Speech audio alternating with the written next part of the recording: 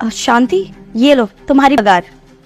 धन्यवाद अभी मालिक। मालकिन कहती है, अरे गिन तो लो। तो नौकरानी कहती है, मालकिन इसमें गिनना क्या है, आपने दी हैं तो पूरे ही होंगे, वैसे भी मैं इतनी पढ़ी लिखी नहीं हूँ कि ये पैसे गिन पाऊँ। तो मालकिन कहती है, अच्छा तुम पढ़ी लिखी नहीं हो, कोई बात नहीं, लाओ मैं गिन कर देती हूँ। तुम्हारे साहब ने ज्यादा पैसे रखे होंगे तो मुझे ही डांटने लगेंगे। ये देखो तुम्हारे साहब 4000 रुपए एक्स्ट्रा रख दिए थे। अच्छा हुआ मैंने गिन लिया। तो नौकरानी कहती है, मालकिन अच्छा हुआ आपने गिन लिया। तो मालकिन कहती है, तुम काम वाम खत्म करके टेलर वाले भैया से मेरा सूट लेकर आओ। तभी नौकरानी सूट लेने के लिए जाने लगती है, लेकिन आगे जो माल बेटा, आज तुम्हारे घर खुशखबरी आने वाली है।